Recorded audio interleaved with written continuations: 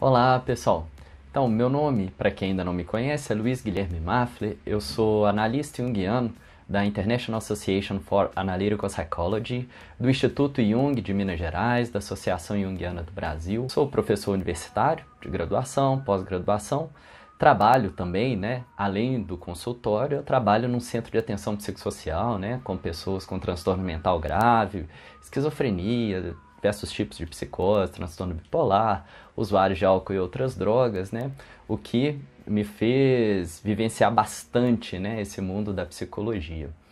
E assim, eu estou criando esse canal para que a gente possa discutir sobre a psicologia analítica, o canal Academia Jung, para que a gente possa falar bastante sobre o assunto, para que a gente possa ver inclusive a atualidade sobre o assunto, poder tirar dúvidas, de vocês que acompanham aí, que queiram saber novos assuntos, sobre novos temas. Espero que gostem. Lá no meu Instagram, para quem quiser conhecer, também se chama Academia Jung, eu fiz uma enquete e a maioria das pessoas elas queriam saber sobre a psicoterapia. Então, pensar o processo terapêutico, como Jung propõe, é importante primeiro levar em consideração que Jung era um cientista.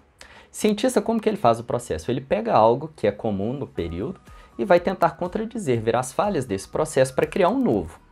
E na época era muito comum um processo de terapia de sugestão. Tanto que na época está surgindo a psicanálise, para questionar esse processo sugestivo. E o Jung também vai fazer seus questionamentos. E para questionar, ele vai criar um método dialético. E para isso é importante ter em mente o que é dialética, Porque o tempo todo da teoria do Jung, a dialética vai estar presente. A dialética vai ser então o quê? Você tem dois sistemas que dialogam entre si. Um chamado tese, o outro antítese, que no diálogo e na confrontação vão criar uma síntese, um terceiro elemento. Sendo assim, você tem, então, o terapeuta, você tem do outro lado o paciente, que no diálogo entre eles ocorrem transformações que vão gerar um novo processo. Isso é importante ter muito em mente, porque daqui para frente, tudo que a gente vai conversar, esse processo vai estar dentro. E o que isso vai nos dizer a respeito da terapia? Olha, nenhum dos dois sistemas, então nem paciente, nem o terapeuta vão poder um sobrepor o outro dentro do processo. Então vamos pensar primeiro nessa sobreposição, que é mais simples de pensar, a sobreposição do terapeuta sobre o paciente. Então nós temos nossos valores, nós temos nossas opiniões enquanto analistas, que quando a gente vai tratando a pessoa, ela vai sendo posta em jogo. Você consegue ver situações em que a pessoa está repetindo algo que você considera falho, algo que você não concorda. Então a ideia não é eu colocar a minha ideia sobre a pessoa, não é o terapeuta, o analista, sobrepor ao paciente o que ele deve fazer, contradizendo então aquela sugestão anterior que Jung vai estar tentando eliminar do processo terapêutico.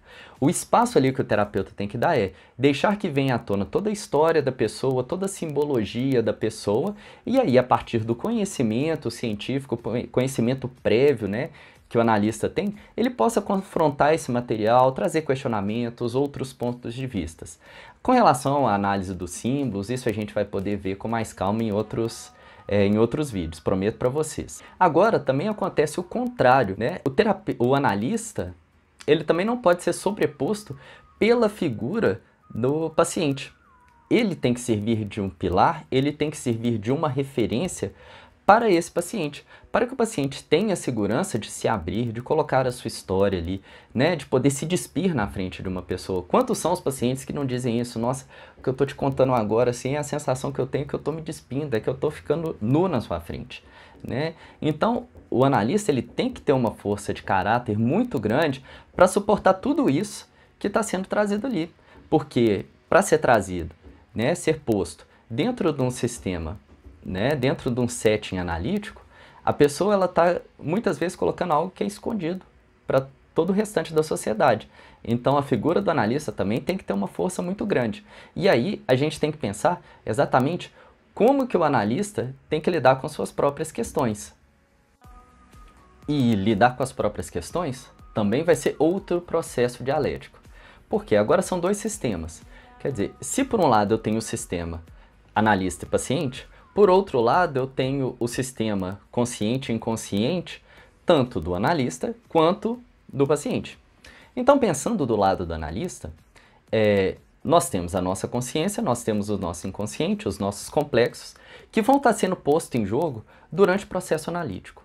O que faz, então, super importante ou essencial que o próprio analista esteja em dia com seu processo de autoanálise com outros terapeutas, né? Para que ele consiga trabalhar os complexos particulares, já que nesse diálogo com o paciente, os meus complexos vão ser tocados. E aí eu tenho que entender que, quando toco o meu complexo, posso eu não me enxergar, não escutar o que o paciente está falando, deixar passar despercebido, porque toca no meu complexo e eu não quero ouvi-lo. Ou pode gerar para mim uma certa raiva, agressão, né? Algo que vai contra aquilo que o paciente está pondo, né? Então eu vou querer dar resposta, eu vou querer sobrepor aquilo que o paciente está colocando. Isso faz com que seja super necessário que o próprio terapeuta trabalhe as suas questões, porque esse vai ser o limite da análise. O limite da análise vai ser até onde o próprio terapeuta consegue ir, né? Quais são os seus complexos, quais são as suas dificuldades, né? E quando chegar nesse limite, é natural que as coisas se encerrem e continue o processo em outros espaços, né? Mas, dependendo do limite, de quanto o analista se trabalhou e tudo, esse processo pode se alargar e chegar a transformações muito maiores que com o tempo nós vamos discutir muito mais sobre elas. Olha, espero enormemente que você tenha gostado do material. Se gostou, deixa aí seu like, deixa seu comentário, fala sua opinião sobre o vídeo, sobre o tema que a gente discutiu aqui, se te acrescentou ou não. Deixa também sua intenção, coisas que você gostaria de aprender também, de discutir em psicologia analítica. E caso você tenha interesse em mais material que eu possa estar produzindo, me acompanha lá no Instagram, Academia Jung também, e aguardo vocês. Espero até semana que vem, a gente se vê de novo. Um abraço, tchau!